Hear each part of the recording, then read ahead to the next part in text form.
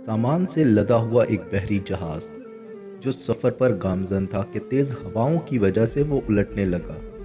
करीब था कि जहाज डूब जाता। उसमें मौजूद ताजिरों ने कहा कि बोझ हल्का करने के लिए कुछ सामान समुंदर बुर्द कर देते हैं। ताजिरों ने मशवरा करके तय किया कि सबसे ज़्यादा सामान जिसका हो वही फेंक देंगे। जहाज का ज़्यादातर लोड एक ही ताजिर का था। उसने एतराज़ किया कि सिर्फ मेरा सामान क्यों, सबके माल में से थोड़ा थोड़ा फेंक देते हैं। उन्होंने ज़बरदस्ती उस नए ताजिर को सामान समेत समुंदर में फेंक दिया। कुदरत की शान के समुंदर की मौजें उसके साथ खेलने लगी। उसे अपनी हलाकत का यकीन हो गया।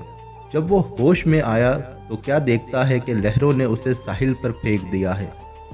ये एक गैर आबाद जजीरा था। जान बचने पर उसने रब का शुक्र अदा किया, अपनी सांसें बहाल की, वहां पड़ी लकड़ियों को जमा करके सर छुपाने के लिए एक झोपड़ी सी बनाई।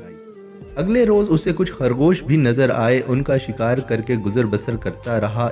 एक दिन ऐसा हुआ कि वो खाना पका रहा था कि उसकी झोपड़ी को आग लग गई। उसने बहुत कोशिश की मगर आग पर काबू ना पा सका।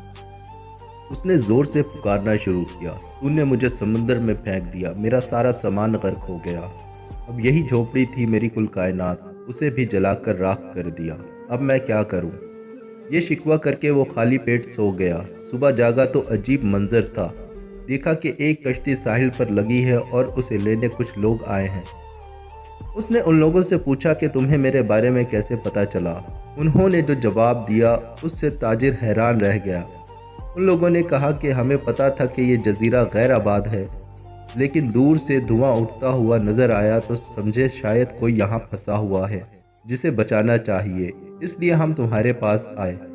फिर ताजिर ने अपना पूरा किस्सा सुनाया तो उन लोगों ने ये कहकर उसे मजीद हैरान कर दिया कि जिस जहाज से तुम्हें समुंदर में फेंका गया वो आगे जाकर गर्क हो गया।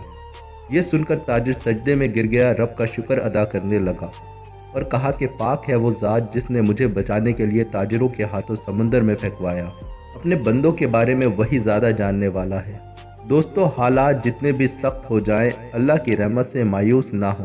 हर हाल में अपने रब पर भरोसा रखें।